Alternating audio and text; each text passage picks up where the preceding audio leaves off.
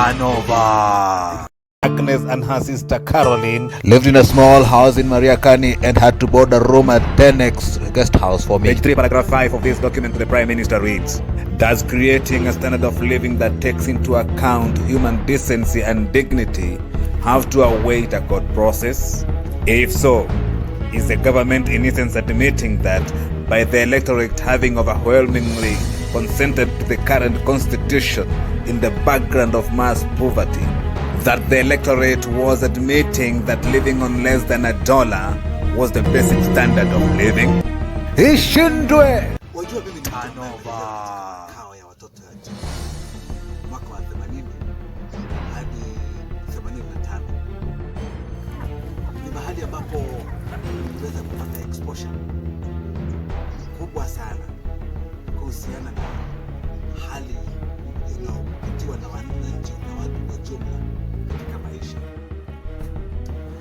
Zaidi ya hapo, nimewahi kushiriki katika freedom from hunger walk daily.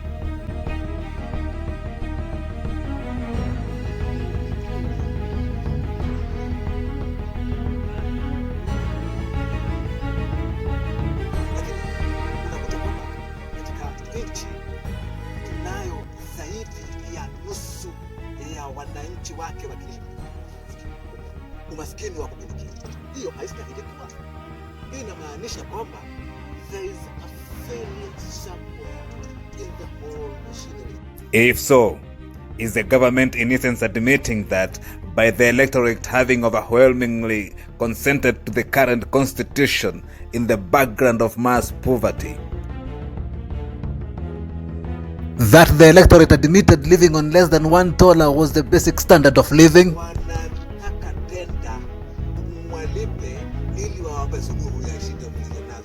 What guarantees exist in the touted BBI document that do not already exist in the constitution? I revisit the question of human value as contained in page 6 of the letter to the office of the Prime Minister in 2011. How much are you worth and how much is an ordinary Kenyan worth?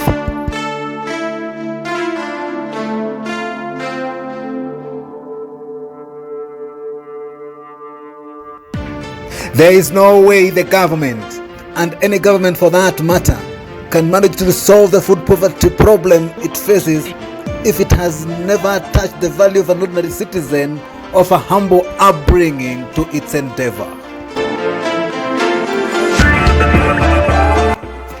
Every human being attracts a certain worth by virtue of being. At every stage of a human being, a worth of a particular kind is attached, and every human being is conscious of that fact. It is because of this worth that human beings create ways and means of ensuring that respect of this worth is observed.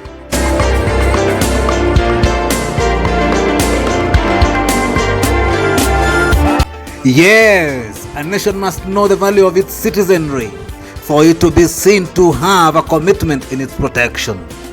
Knowing the value of a human life is inspired by appreciating that within it lies great potential.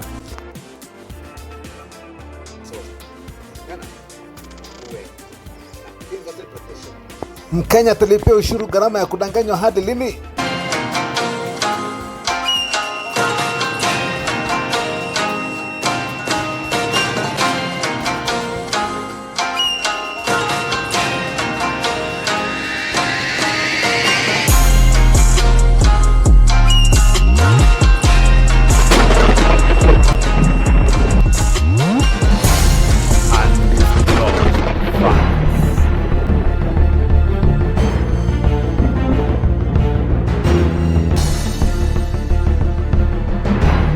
Undisclosed facts.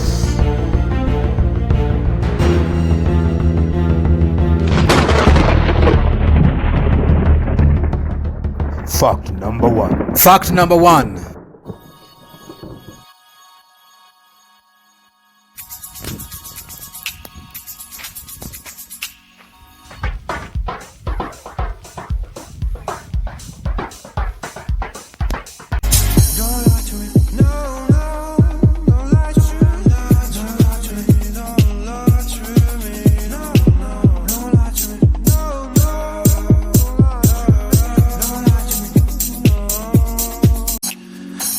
to me. Don't lie to me. Don't lie to me. That the existing constitution has inadequate provisions to guarantee adequate food of acceptable quality to half the population of this country who make the poorest.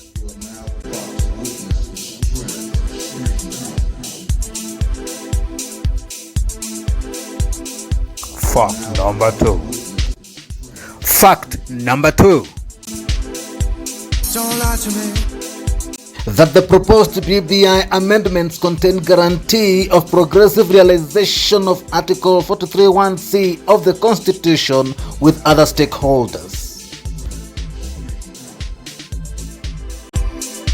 Fact number 3. Fact number 3.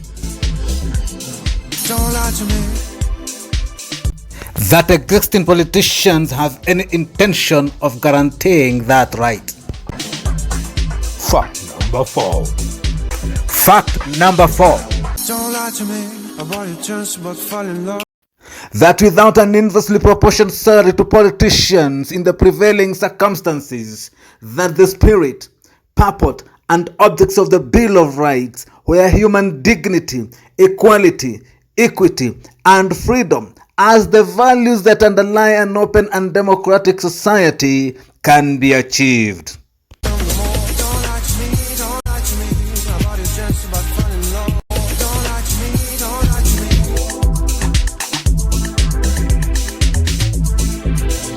Hungry people are always easy to enslave and manipulate for abuse.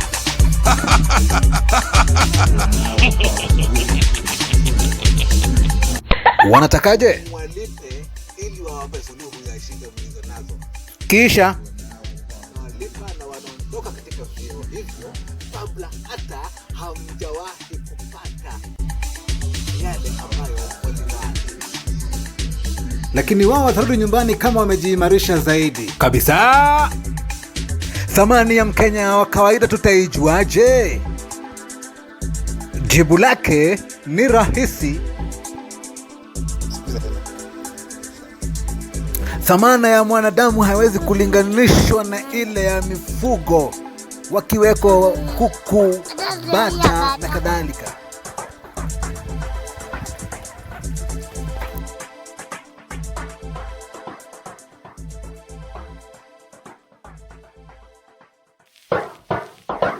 Lakini pia chochote ambacho thamani yake iko chini na gharama ya kuitunza iko chini, ndivyo ilivyo pia rahisi kutumia vibaya. Lakini je, thamani ya mtoto wa Kiandutu, Majengo, Soweto, familia za barabarani, Ukuru kwa Jenga na kwa Ruben na kokota Mkenya anang'ang'ania kuwa hai, inaweza kulinganishwa na mtoto anayetoka katika mitaa ya kifahari yoyote hapa kwetu Kenya? Ukweli ni kwamba hailinganishiki kwa sababu thamani ya kutunza iko chini kwa waliozaliwa katika mitaa ya mabanda au Mkenya yote anayeishi kwa chini ya shilingi 300 kwa siku, haswa akina mama wanaolea. Kwa hiyo ni ukweli kwamba thamani ya mwanadamu inapatikana kutokana na gharama iliyoingia wakati wa malezi na kutunza. So thamani yako Mkenya mwenzangu ni ya kiwango gani? Hiyo ndio maana ya ujumbe niliosindikiza kutoka Mombasa hadi Nairobi kwa ofisi ya aliyekuwa waziri mkuu na manaibu wake akiwemo Rais Uhuru Kenyatta na Mheshimiwa Musalia Mudavadi.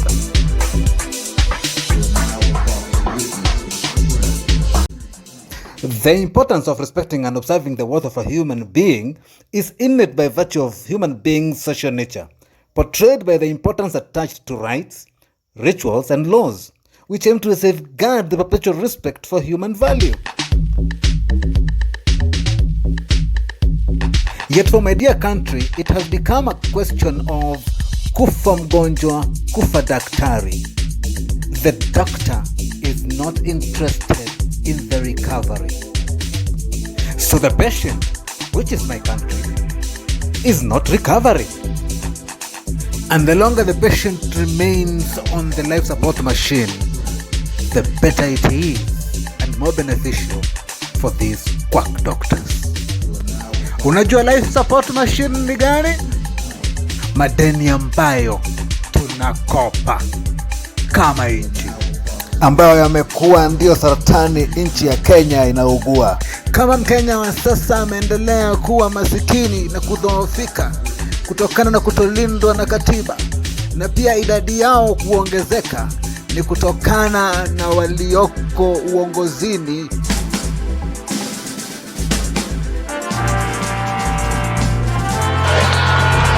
ati watakuwa prime minister na deputy prime minister. Katiba haina hiyo vyeo. Ati watabadilisha katiba baadaye. Tanova. Mheshimiwa Rais, hapo ulikuwa unamcheka nani? Uliwakejeli wapinzani wako, leo waongoza kampeni hiyo hiyo ya kubadilisha katiba. Hesabu ni ya maana. Hata ingawaje hesabu ni ngumu, lakini lazima tufanye hiyo. Hata kama hesabu ni ngumu, bwana DP. Wacha tufanye hesabu basi. Biashara gani hii inalipa mfanye biashara mapato zaidi ya faida inayopatikana? Labda iwe ni biashara haramu au wafanya ulaghai.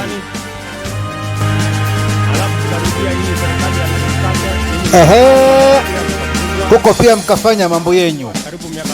Hata uniambieje hiyo yenyu, hata mjinga anajua hiyo ni haramu, hata ukijaribu kusema aje ni haramu.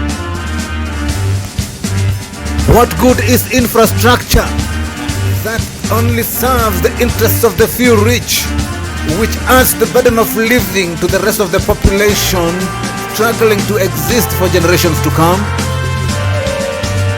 Watoto wanalia, akina mama pia,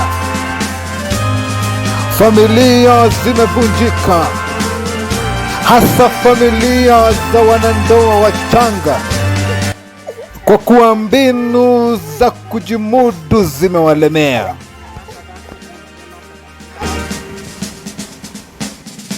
Vijana kutoka familia hizi wakisumbuliwa na mawazo kuhusu kesho yao, wengine wakiripotiwa kuyasitisha maisha yao kutokana na msongo wa mawazo, wazazi wakifanya kazi za utumwa ili kuweza kuweka chakula mezani. Na wewe kwa niaba ya serikali uliopo ukinukuliwa kudai hesabu ni ya maana.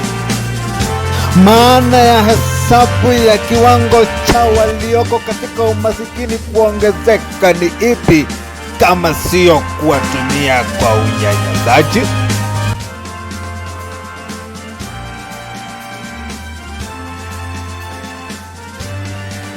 Na manufaa ya kibinafsi ya wanasiasa na matajiri kati yenu.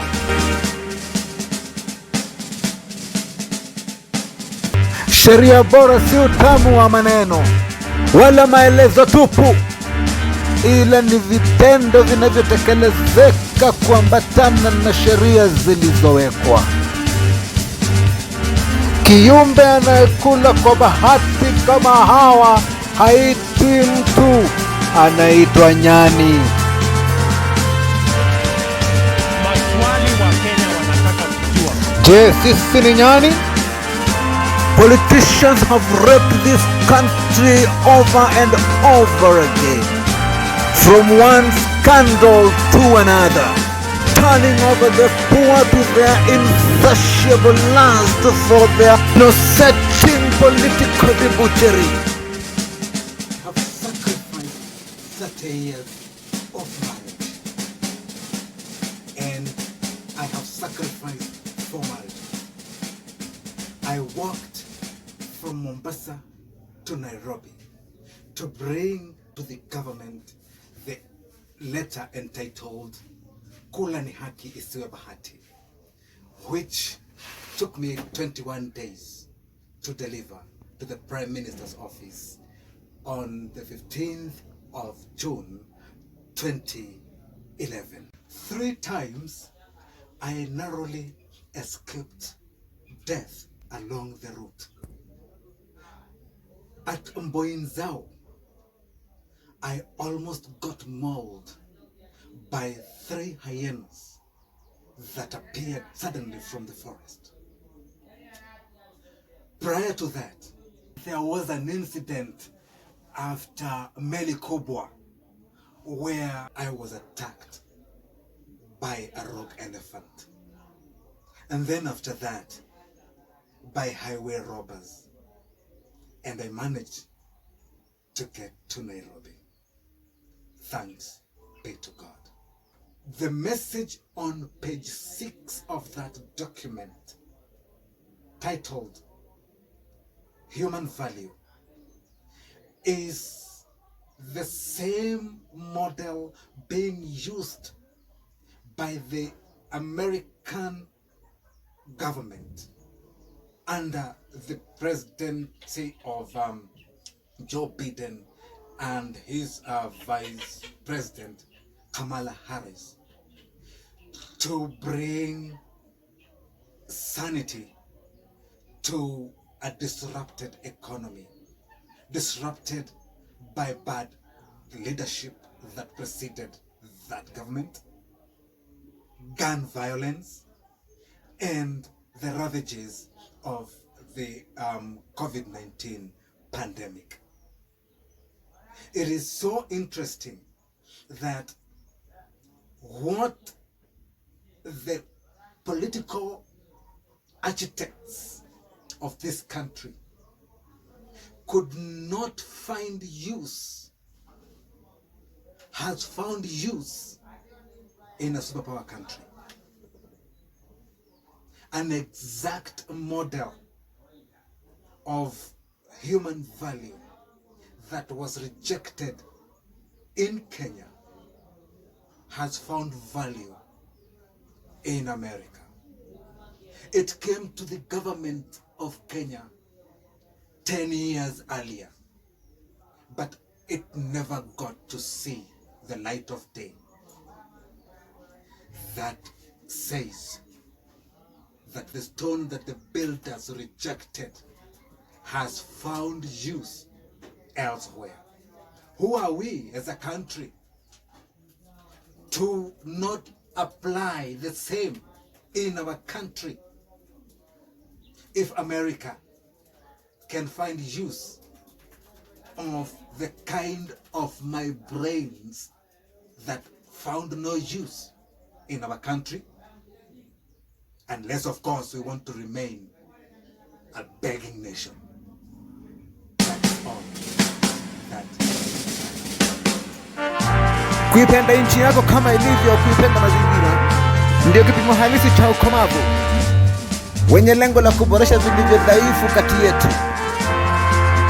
Ndio gharama inayohitaji kulipiwa na wenye nguvu na matajiri kati yetu, bila kuchelewa au kukosa.